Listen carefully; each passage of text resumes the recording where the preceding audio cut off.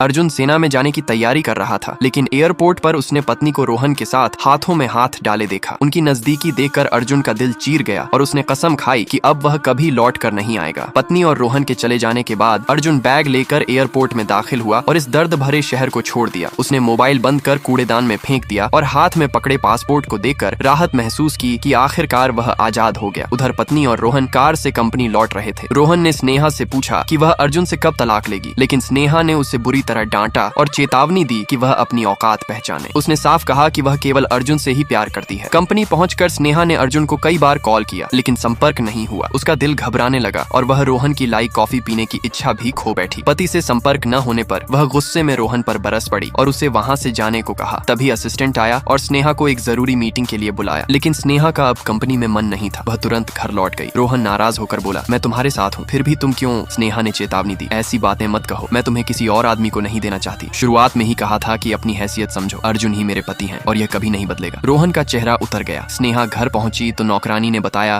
कि पूरे दिन अर्जुन नहीं दिखा। स्नेहा कमरे में भागी, लेकिन पति का कोई अता पता नहीं मिला। बेड साइड टेबल पर उसे एक चिट्ठी मिली। उसे पढ़कर वह सन्न रह गई। अर्जुन को पहले से ही उसके और रोहन के बारे में पता था। उसने लिखा था कि वह जा रहा है और उसे ढूंढने की कोशिश न करे। स्नेहा घबराकर मोबाइल उठाकर कॉल करने लगी, लेकिन फोन बंद था। हार न मानते हुए वह विला के बाहर अर्जुन को खोजने और उसका नाम पुकारने लगी। पूरे विला को खंगाल डाला, लेकिन अर्जुन नहीं मिला। सैकड़ों कॉल किए पर संपर्क नहीं हुआ। स्नेहा टूट गई, क्योंकि उसका सच्चा प्यार अर्जुन ही था। अब उसे एहसास हुआ कि उसने कितना घिनौना काम किया। वह अर्जुन की अलमारी में गई और देखा कि कपड़े पूरी तरह खाली थे। स्नेहा जैसे जिंदा लाश हो गई। वह पछताने लगी, लेकिन अब बहुत देर हो चुकी थी। अर्जुन बिना एक पैसा लिए घर छोड़ चुका था। उसे डर हुआ कि अर्जुन के पास पैसे नहीं होंगे, इसलिए उसने तुरंत 10 लाख ट्रांसफर करने की कोशिश की, लेकिन अगले ही पल बैंक से फोन आया कि ट्रांसफर असफल हुआ क्योंकि अकाउंट बंद कर दिया गया है। ये सुनकर स्नेहा जमीन पर गिर पड़ी। उसे समझ आया कि अर्जुन सच में उसे छोड़ चुका है। तब से स्नेहा हर दिन गमगीन रहने लगी और जीवन से उम्मीद खो बैठी। वह सपना देखने लगी कि अर्जुन अचानक लौट आएगा। कुछ दिनों में वह पागल हो गई। वह पुलिस स्टेशन पहुंची और पुलिस अंकल से कहा कि उसका पति गुम हो गया है और उसे खोजें। पुलिस अंकल ने तुरंत पहचान लिया कि स्नेहा झूठ बोल रही है। उन्होंने कहा, अगर सच में अपने पति को ढूंढना चाहती हो तो सच्चाई बताओ। स्नेहा ने सब सच्चाई बताई और बोली कि उसकी गलती ने ही अर्जुन को चोट पहुंचाई और वह चला गया। पुलिस अंकल ने कहा कि यह सब उसी के कर्मों का फल है और उसे इंतजार करने को कहा। कुछ दिनों बाद स्नेहा को एक कॉल आई। हेलो, क्या आप स्नेहा वर्मा हैं? मैं मिस्टर अर्जुन का प्रतिनिधि हूँ, उनसे कुछ जरूरी बात करनी है। क्या आप अभी मिल सकती हैं? स्नेहा ने कहा, हाँ मैं तुरंत आती हूँ। वकील ने कहा, मैं अर्जुन का वकील हूँ, उन्होंने मुझे तलाक का पूरा मामला सौंपा है। स्नेहा रो पड़ी। अर्जुन अब भी मुझसे नहीं मिलना चाहता, मेरे पास उससे कहने को बहुत कुछ है। वकील ने ठंडे स्वर में कहा, माफ कीजिए, ये संभव नहीं, अर्जुन बिल्कुल भी नहीं आएंगे। उन्होंने तलाक के सभी मामले हमारे लॉ फर्म को सौंप दिए हैं। मिस वर्मा, अगर आपको कोई आपत्ति है तो मुझसे सीधे कह सकती हैं। स्नेहा बुरी तरह टूट गई।